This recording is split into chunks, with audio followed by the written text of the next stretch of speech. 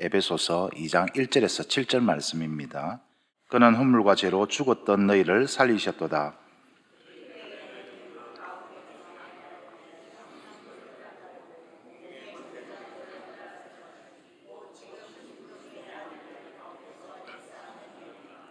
전에는 우리도 다 그 가운데서 우리 육체의 욕심을 따라 지내며 육체와 마음에 원하는 것을 하여 다른 일들과 함께 본질상 진노의 자녀였더니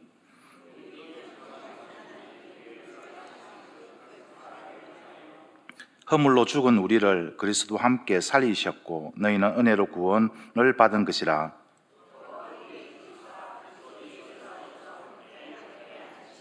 함께합니다.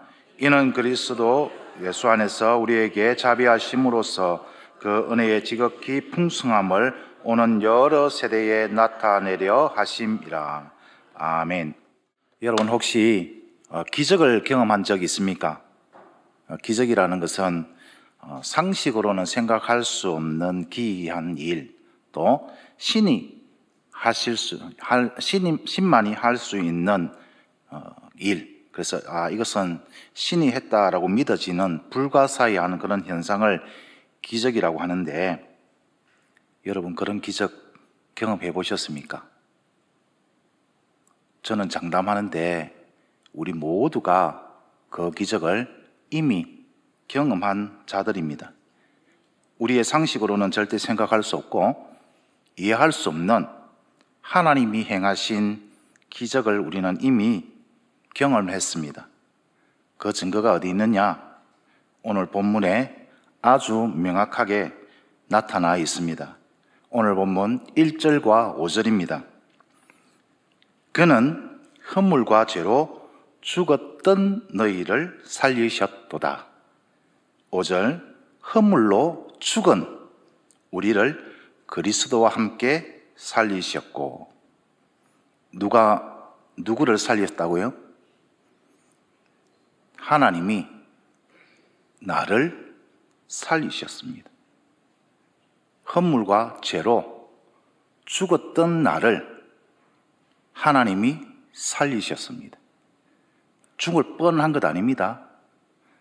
죽을 수밖에 없었던 것도 아니고 완전히 죽었던 나를 살리셨습니다. 살아 있었는데 죽을 뻔한 내가 아니라, 살아 있었는데 죽을 수도 있었던 내가 아니라 완전히 허물과 죄로 죽었던 나를, 예수 그리스도를 죽은 자 가운데서 다시 살리신 지극히 크신 그 능력으로 하나님은 우리를 살리셨습니다. 오늘 본문에는 그는 이렇게 시작하는데 사실은 생략된 단어가 있습니다. 그리고라는 단어가 생략되어 있습니다.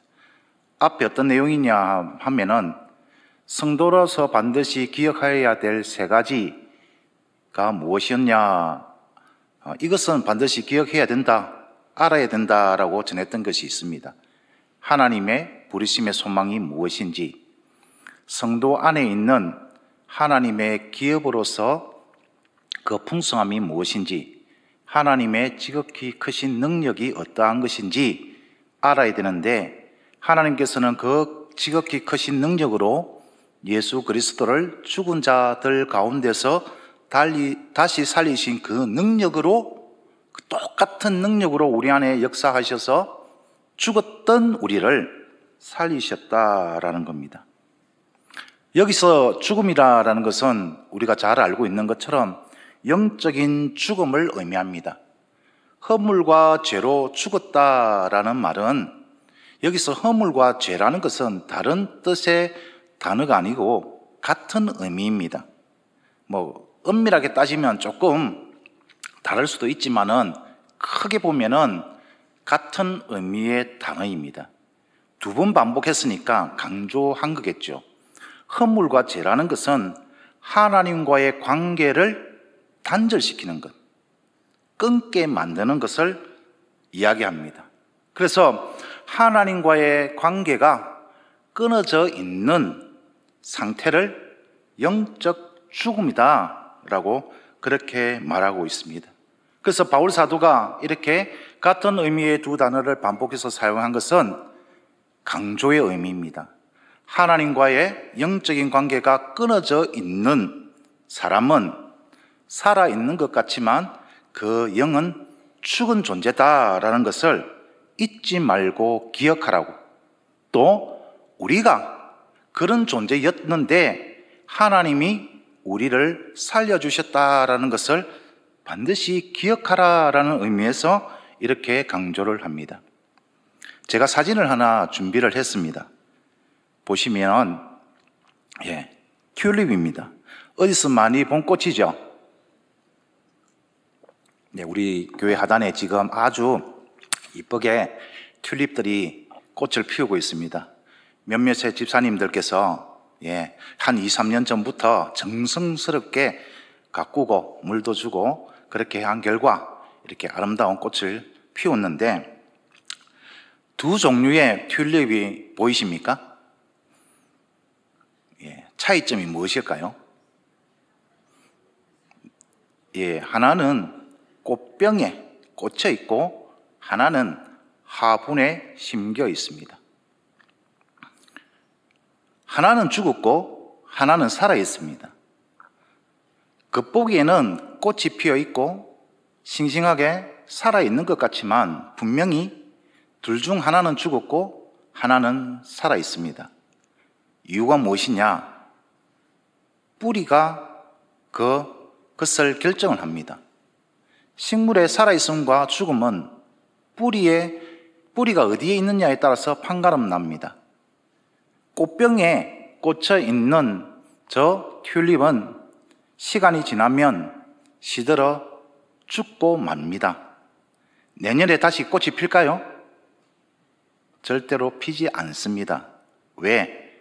뿌리가 잘려나가서 땅으로부터 영양분과 수분을 공급받을 수 없기 때문에 살아있는 것 같지만 죽어 있는 것입니다. 그런가 하면 화분에 심겨져 있는 저 튤립은 물론 시간이 지나면 꽃도 지고 가을이 오고 또 겨울이 오면 분명히 잎도 줄기도 사라질 것입니다. 그러나 죽은 것이 아니죠. 내년이 되면 또 봄이 되면 또 sak이 나고 꽃이 필 것입니다. 뿌리가 어디에 있냐에 따라서 살아있고 죽음을 판가름 나는 것입니다. 이와 마찬가지로 하나님과의 관계가 유지된다면, 하나님과의 관계가 끊어지지 않았다면 살아있는 것이고, 하나님과의 영적인 관계가 끊어져 있다면 그 인생은 죽은 인생이다라는 것입니다. 보기에는 화려해 보이고 보기에는 좋아 보여도 하나님과의 관계가 단절되어 있다면 그 인생은 비참하게 죽은 인생입니다. 하지만 하나님과의 영적인 관계가 끊어지지 않고 계속 머물러 있다면 그 존재는 살아있는 존재이죠. 우리가 여기서 기억할 것은 과거 우리는 어떤 존재였나라는 것입니다. 우리는 허물과 죄로 죽었던 존재입니다. 시체와 같은 존재였다라는 겁니다. 시체는 볼 수도 들을 수도 느낄 수도 없습니다. 스스로 살아날 가능성은 1도 없습니다. 스스로 살아날 가능성은 하나도 없습니다. 절대 불가능합니다. 그래서 영적으로 죽었던 우리는 소망이 없는 아주 비참한 존재였습니다. 그런데 하나님이 이런 우리를 살려주셨습니다. 하나님께서 영적으로 죽어 있는 우리를 살리신 것입니다. 그래서 기적입니다. 하나님만이 하실 수 있는 일이기에 기적입니다. 완전히 죽었던 비참한 존재가 하나님의 지극히 크신 능력으로 살아난 기적. 살아있다가 죽어서 다시 살아난 게 아니라 완전히 죽은 우리를 하나님이 살리신 것입니다. 그런데 더 놀라운 것은 하나님께서 우리를 살리시기 위해서 당신의 외아들 예수 그리스도를 십자가에 내어 주셨다라는 것입니다. 이게 어떻게 가능하겠습니까? 이 세상 어느 부모가 나와는 전혀 관계없는, 그것도 살아있는 것도 아니고 다 죽은 시체를 살리기 위해서 내 아들을 희생시킬 부모는 이 세상에 아무도 없습니다. 정신이 나가지 않고서는 그런 일을 할 수 없습니다. 그런데 하나님은 죽었던 나를 살리기 위해서, 그럴 자격도 없는데 오늘 찬양의 가사처럼 벌레 같은 나를 살리기 위해서 하나뿐인 아들 예수 그리스도를 십자가에 내어주시기까지 우리를 사랑해 주셨습니다. 이것이 얼마나 큰 은혜이고 얼마나 놀라운 사랑입니까? 이런 기적을 우리가 경험을 했습니다. 하나님께서 이 기적을 우리에게 베풀어 주셨습니다. 여러분, 마음이 어떻습니까? 이 이야기를 듣고도 내 가슴이 뛰지 않는다면, 내 마음에 무언가가 확 느껴지지 않는다면 분명히 문제가 있습니다.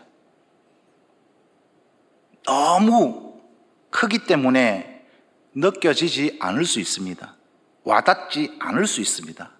그러나 분명한 것은 죽은 우리를 하나님이 살리시기 위해서 우리는 상상도 할 수 없는, 또 절대 있을 수도 일어나서도 안 될 일, 당신의 외아들 예수 그리스도를 십자가에 못 박혀 죽게 하셨다는 것입니다. 왜냐? 우리가 안고 있는 허물과 죄를 대신 담당케 하기 위해서, 그래서 하나님과의 관계가 단절되어 있던 것을 회복시키기 위해서 하나님은 우리에게 기적을 베풀어 주신 것입니다. 왜 기적을 베풀어 주셨을까요?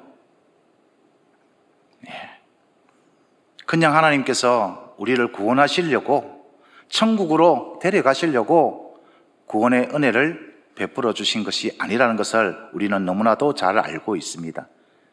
하나님은 우리를 통해서 표적을 보여주시기를 원합니다.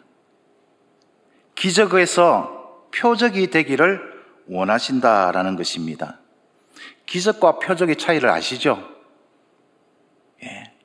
성경에 보면은 예수님이 인간으로서는 할 수 없는 큰 일들을 일으키셨는데, 성경의 기록에 보면은 그것을 기적이라 하지 않고 표적이라는 표현을 했습니다.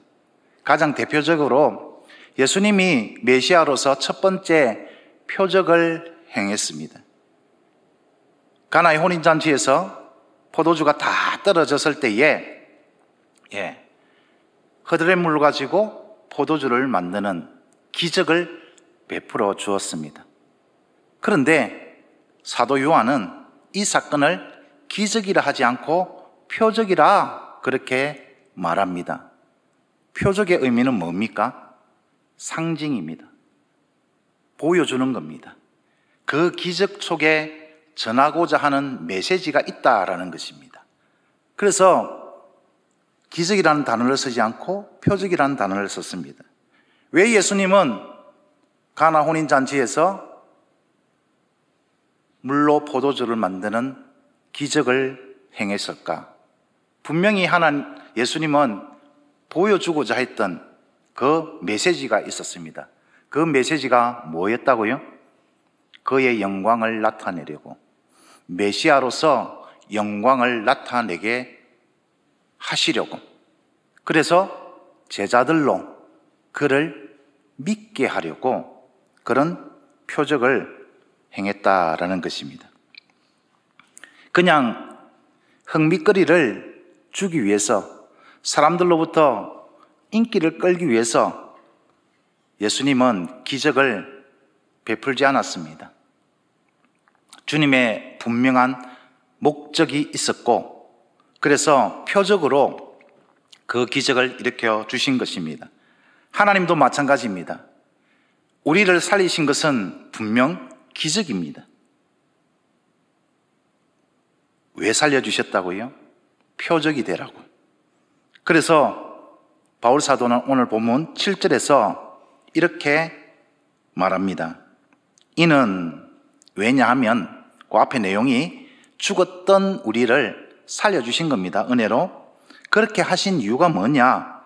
그리스도 예수 안에서 우리에게 자비하심으로써 그 은혜의 지극히 풍성함을 오는 여러 세대에 나타내게 하려고.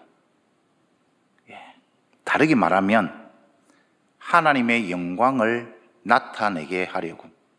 인간의 제일 된 목적이 뭐라고요? 하나님을 영원롭게 하고 그를 영원토록 즐거워하는 것이다. 이것이 우리 인생의 제일 된 목적이고 최고의 목적이다. 목표다. 하나님께서 죽었던 우리를 살리신 이유가 다른 게 아닙니다. 하나님의 영광을 나타내게 하려고. 내가 어떤 은혜로 다시 살아났는지 그것을 나타내게 하려고, 보여주려고 표적을 삼으신 것입니다. 우리가 고난주간, 우리가 십자가를 묵상하면서 주님께서 우리를 위해 십자가를 지신 이유가 무엇인가? 바로 이것입니다. 우리에게 생명을 주시고 죽었던 비참한 존재를 살리신 그 이유가 증인의 삶을 살아라고, 예수 그리스도를 증언하고 하나님 나라 복음을 전하라고 우리에게 기적을 베풀어 주신 것입니다. 그래서 이제는 우리가 어떻게 살아야 되겠습니까? 은혜에 보답하는 삶을 살아야죠. 그렇지 않습니까? 보통 강심장이 아니면 아무렇게나 살아도 됩니다. 그죠? 이 엄청난 은혜를, 사랑을 받았기 때문에 반드시 그 은혜에 보답하는 삶을 살아내야 되지 않겠습니까? 어떻게 사는 게 하나님의 영광을 나타내는 삶인가? 오늘 본문의 한정에서 우리가 한번 살펴보기를 원합니다.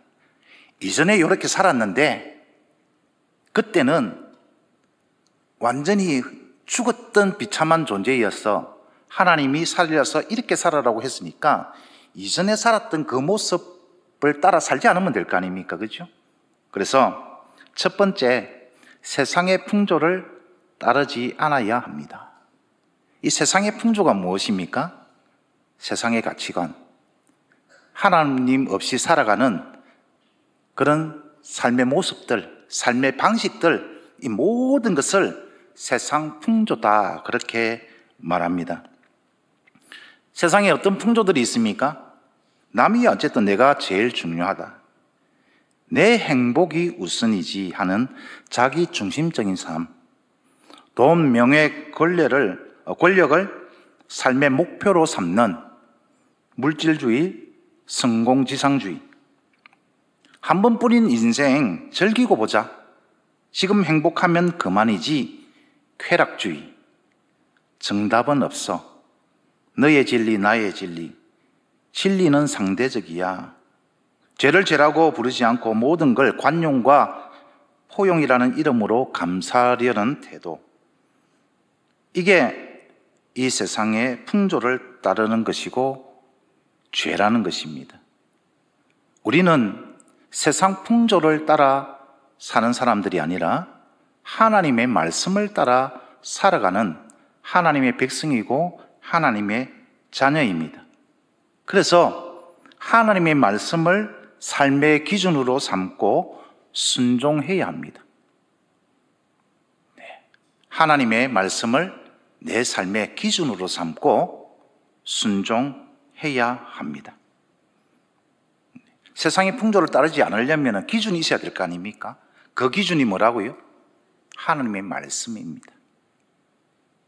하나님의 말씀이 이거다라고 하면 이것대로 행해야 되고, 저거다라고 하면 저것을 선택하고 걸어가야 됩니다. 2절에 보면은, 하반절에 보면은 공중의 권세 잡은 자를 따랐으니, 허물과 죄로 죽었던 인생의 모습이 공중의 권세 잡은 자를 따랐다라고 합니다. 여기서 공중의 권세 잡은 자는 사탄입니다. 사탄이 어떻게 역사하느냐? 지금도 불순종하는 자들 안에서 역사하고 있다라고 그럽니다. 자, 사탄이 뭐라고 그랬습니까? 우리 새벽 시간에 또 목사님 말씀해 주셨는데, 사탄은 하나님의 말씀을 거역하는 것, 하나님의 말씀에 순종하지 않는 것, 그게 모두 사탄의 일입니다. 베드로가 예수님께서 십자가에 지시고 하나님의 뜻을 이루려고 할 때 베드로가 뭐라 했습니까? 절대 그런 일이 있을 수는 없다고 항변하지 않습니까? 이때까지 투자한 게 얼만데 3년 동안 2년이 넘도록 주님만 바라보면서 한 자리 차지할 것 딱 목표를 가지고 이제까지 다 포기하고 살았는데 죽는다 하니까 화가 난 겁니다. 분노가 치밀어 오른 거죠. 그럴 때 예수님이 뭐라고 했습니까? 사탄아 물러가라. 무엇입니까? 하나님의 일을 방해하는 것, 하나님의 일을 막는 것 자체가 사탄의 일이다라는 것입니다. 우리는 어떨까요? 우리의 모습 속에는 그런 게 없을까요? 네. 사탄은 거짓말로 우리를 유혹합니다. 사탄이 제일 잘하는 게 무엇입니까? 거짓말입니다. 하나님의 말씀을 믿지 못하게 하고 하나님과 우리 사이를 이간질시켜서 하나님의 말씀을 따라 살지 못하도록, 불순종하도록 만드는 게 사탄입니다. 그래서 이렇게 속삭입니다. 너 괜찮아. 이 정도는 죄가 아니야. 봐, 다들 그렇게 살잖아. 하나님도 이해하실 거야. 죄를 합리하는 것. 너는 안 돼. 하나님도 널 포기하셨어. 넌 이미 틀렸어. 돌아가도 소용없어. 회개하지 못하게 하는 낙심하는 마음도 사탄이 주는 겁니다. 하나님은 널 사랑하지 않아. 봐, 하나님이 널 사랑한다면 지금 이런 고난, 이런 어려움을 줄 리가 없잖아. 하나님의 사랑을 의심하게 만듭니다. 너는 이미 충분히 믿고 있어. 더 열심히 낼 필요도 없어. 신앙의 게으름과 습관을 만들어 하나님과의 관계와 또 자신이 성숙하게 가는 길을 막는 이런 것들이 사탄의 속삭임입니다. 이런 사탄의 속삭임에 거짓에 넘어지지 않으려면 어떻게 해야 된다고요? 하나님의 말씀을 기준 삼아서 그대로 순종하는 것입니다. 그래서 열심히 성경 읽으셔야 됩니다. 하루도 빠짐없이 큐티 하셔야 돼요. 그래야 그 기준이 흔들리지 않습니다. 그래야 사탄의 유혹에 빠지지 않고요. 하나님이 나를 살려주신 그 은혜에 보답하는 삶을 살 수 있다라는 것입니다. 언제부턴가 하나님의 말씀보다는 세상의 교육, 세상의 가치관, 세상의 사고 생활 방식이 우위를 차지하기 시작했습니다. 그래서 하나님 말씀인 성경대로 가르치고 양육하면 믿고 따르기보다는 세상을 몰라도 너무 모른다는 이야기를 종종 듣기도 합니다. 세상이 너무 많이 변했다라는 겁니다. 그래서 이제 성경에서의 가르침도 시대의 흐름에 따라 맞게 변화해야 된다, 바꾸어야 된다라고 그렇게 말합니다. 여러분, 왜 하나님의 말씀이 진리입니까? 변하지 않기 때문에 진리입니다. 시대의 풍조는 변해도 바뀌어도 하나님의 말씀은 변하지 않는 것입니다. 진리입니다. 그래서 하나님의 말씀이 바뀌어야 되는 것이 아니라 우리가 바뀌어야 되는 겁니다. 우리의 사고, 우리의 생각, 우리의 가치관이 바뀌어야 한다라는 것입니다. 마지막 세 번째로 성령 충만하기를 간구해야 합니다. 간단하게 말해서 기도해야 된다라는 겁니다. 3절에 보면은 전에는 우리도 다 그 가운데서 우리 육체의 욕심을 따라 지내며 육체와 마음에 원하는 것을 하여 다른 이들과 같이 본질상 진노의 자녀였다라고 그렇게 말합니다. 여러분, 여기서 육체는 그냥 우리의 몸이 아니라 죄된 본성입니다. 죄된 본성은 항상 우리 안에 있습니다. 사라지지 않아요. 주님이 오셔서 우리가 성화될 때까지는 이 죄된 본성은 항상 우리 안에서 도사리고 있습니다. 그래서 이 죄된 본성대로 살아가면 항상 하나님과 멀어질 수밖에 없습니다. 전에 제가 한번 소개해 드렸던 제 나름대로의 그런 자각이랄까? 인식이랄까? 한번 소개한 적이 있습니다. 저는 늘 내 마음속에 나침반을 하나를 두고 있습니다. 나침반은 항상 북쪽을 가르칩니다. 바늘이요. 가만히 내버려 두면 북쪽을 가르칩니다. 내 속에 있는 영적 나침반은 가만히 내버려 두면 항상 죄를 가리킵니다. 그래서 내 본성대로 행동하면 항상 죄를 지을 수밖에 없는 연약함이 내 안에 있습니다. 이것을 잊어버리는 순간 저는 죄를 지을 수밖에 없는 존재입니다. 아무리 목사라고 해도, 아무리 성경 지식이 많다 하더라도 이런 것을 인식하지 않고 자각하지 않고 그냥 무의식적인 말을 내뱉었다 그러면 죄된 본성이 나타납니다. 그래서 이 죄된 본성을 이기려면 어떻게 해야 될까요? 바늘이 항상 북쪽으로 가르치고 있는데 이것을 방향을 틀려면은 다른 것으로는 안 됩니다. 아무리 나침반을 돌려도 바늘은 움직이지 않아요. 그런데 좌력을 띤 쇳덩어리나 자승이나 이런 것을 딱 갖다서 대면은 끌면은 바늘이 움직여요. 그 외부에서 작용하는 그 힘이 저는 성령 하나님의 도우심이다 그렇게 생각을 합니다. 성령 충만함을 받아서 성령께서 도와주실 때에 죄된 본성을 거스를 수 있다라는 그런 이야기가 됩니다.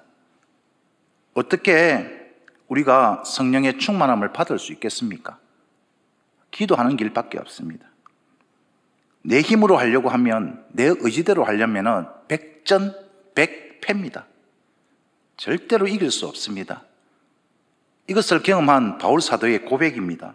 로마서 7장 18절, 내 속 곧 내 육신에 선한 것이 거하지 아니하는 줄 아노니 원함은 내게 있으나 선을 행하는 것은 없노라. 바울 사도가 어떤 분입니까? 우리보다는 훨씬 뛰어난 영성을 가지신 분입니다. 그분도 자신을 돌아보았을 때는 내 안에 죄된 본성이 여전히 있다라는 것입니다. 그것을 알고 있지만은 그것을 내 힘으로 이겨낼 수 없다라는 겁니다. 그래서 그는 이렇게 탄식합니다. 절규합니다. 로마서 7장 24절입니다. 오라 나는 공고한 사람이로다. 이 사망의 몸에서 누가 나를 건져내랴. 해결 방법을 바울 사도는 이렇게 또 소개를 합니다. 갈라디아서 5장 16절입니다. 내가 이르노니 너희는 성령을 따라 행하라. 그리하면 육체의 욕심을 이루지 아니하리라.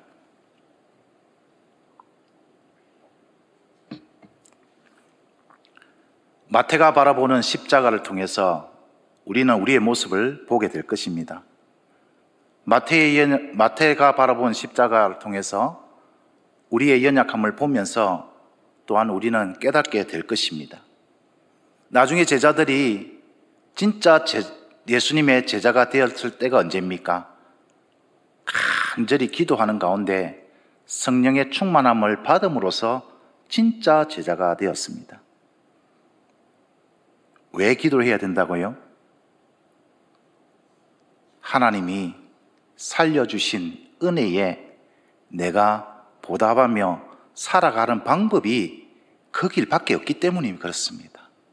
하나님의 말씀을 붙잡아야 되고 성령의 충만함을 위해서 기도해야 되고, 그래야 하나님이 살리신 인생답게 제대로 살 수 있기 때문에 그렇습니다. 내 소원 이루기 위해서 기도하는 게 아니라 하나님의 뜻을 이루기 위해서 내 연약한 몸이 그것을 행할 능력이 없으니까 성령의 도우심을 구해야 되는 것입니다. 그래서 기도하지 않는 사람은 더는컨대 하나님과의 관계에서 멀어질 수밖에 없습니다. 왜냐?